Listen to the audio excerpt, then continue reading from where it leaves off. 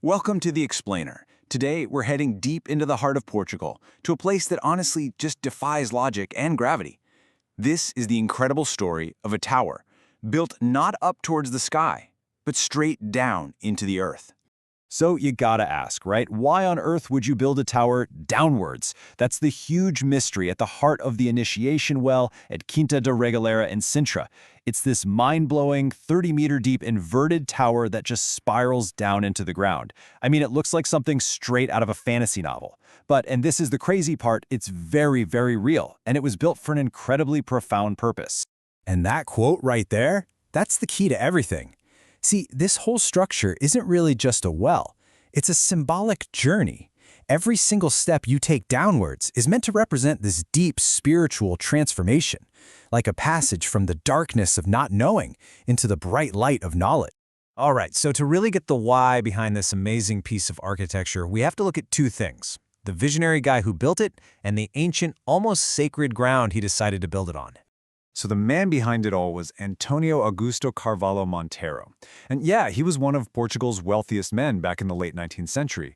But he wasn't just some rich guy with money to burn. He was a man with a vision, absolutely fascinated by all things esoteric, ancient secret societies, hidden symbolism. And he wanted to build a legacy that really screamed all of those passions.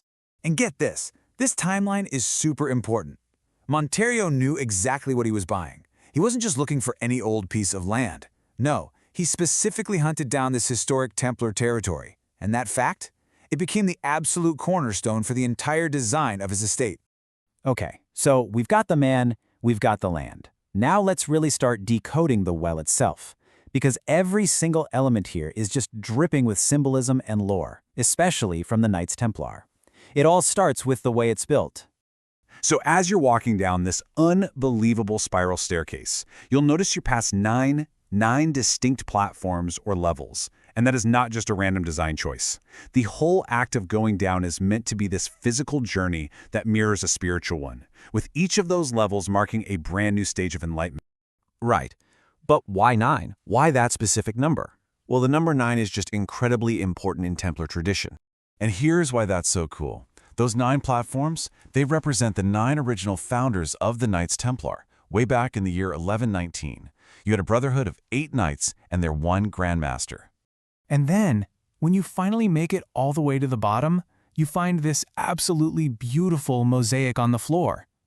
It's an 8-pointed star. That's for the knights. And right in the heart of it, a Templar cross.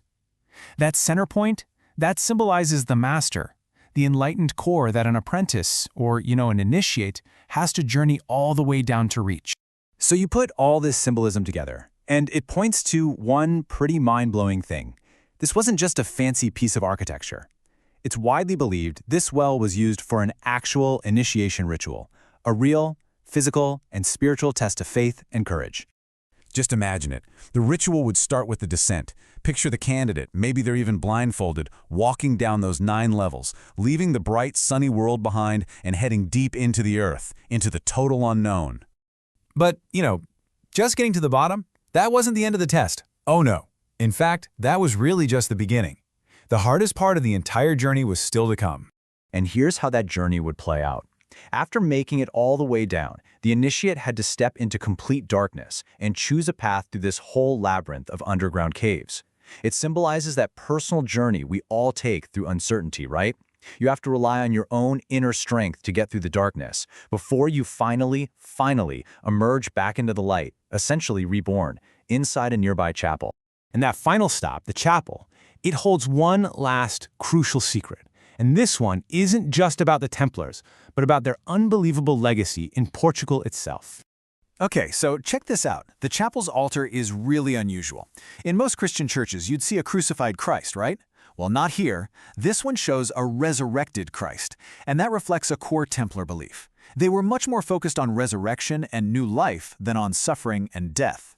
And this all plugs right back into a much bigger story. See, back when the Knights Templar were being persecuted all over Europe, a lot of them found a safe haven right here in Portugal, and they brought with them not just immense wealth, but also this incredible advanced knowledge of map-making and navigation.